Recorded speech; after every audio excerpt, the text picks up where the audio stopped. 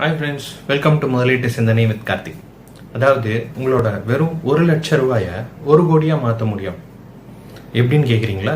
வாங்க இந்த ஷார்ட்ஸில் பார்க்கலாம்.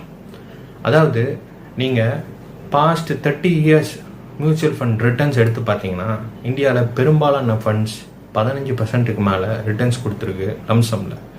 ஸோ அப்படி பார்த்தீங்கன்னா நீங்கள் 1995 ஒரு 1,00,000 ரூபாய் இன்வெஸ்ட் பண்ணியிருந்தீங்கன்னா இன்றைக்கி 2025 கண்டிப்பாக அது 1 கோடிக்கு மேலேயே ரிட்டர்ன்ஸ் கொடுத்துருக்கோம். வாங்க கால்குலேஷனுக்குள்ளே போய் பார்க்கலாம்.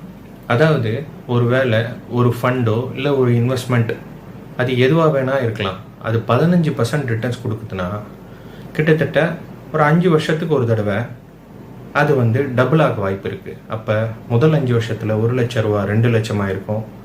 10வது வருஷம் நியர்பையில் அது 2 நாளாக இருக்கும். அதுக்கப்புறமா 4 8 8 16 32 64. அதுக்கப்புறமா கிட்டத்தட்ட 1.3 கோடி. இதுக்கு 33 வருஷம் ஆகுது. அதாவது நீங்கள் 1 லட்சம் இன்வெஸ்ட் பண்ணிவிட்டு 33 வருஷம் வெயிட் பண்ணணும். என்னடா அப்படின்னு பார்க்குறீங்களா? நீங்கள் கோடீஸ்வரர் ஆகாமல் இருக்கலாங்க, ஆனால் அவங்களோட அடுத்த ஜென்ரேஷனை நீங்கள் கோடீஸ்வரர் ஆக்கணும்னு நினைக்கிறீங்களா? இந்த டைம் பீரியடுக்கு கண்டிப்பாக வெயிட் பண்ணி தான் ஆகணும். அப்படி வெயிட் பண்ண தயாராக இருந்தீங்கன்னா கண்டிப்பாக உங்களோட ஒன் லேக் இன்வெஸ்ட்மெண்ட் கண்டிப்பாக 1 கோடி மேலே ஆகிறதுக்கு வாய்ப்பு இருக்குது. ஏன்னா பாஸ்ட் 30 இயர்ஸில் இந்தியா க்ரோயிங் எக்கனாமியாக தான் இருந்துச்சு. இந்தியா இன்னைக்கு 4 ட்ரில்லியன் எக்கனாமியாக இருக்குது. அது கிட்டத்தட்ட பார்த்தீங்கன்னா அடுத்த 30 வருஷத்தில் 30 ட்ரில்லியனை நோக்கி ட்ராவல் பண்ண வாய்ப்பு இருக்குது. அதாவது இப்போ இந்தியா தான் ஃபாஸ்டஸ்ட் க்ரோயிங் எக்கனாமி. அப்போ நீங்கள் பார்த்தீங்கன்னா செகண்ட் லார்ஜஸ்ட் எக்கனாமி அப்படின்ற ஒரு ஸ்டேஜை கண்டிப்பாக அடைஞ்சிருக்கும்.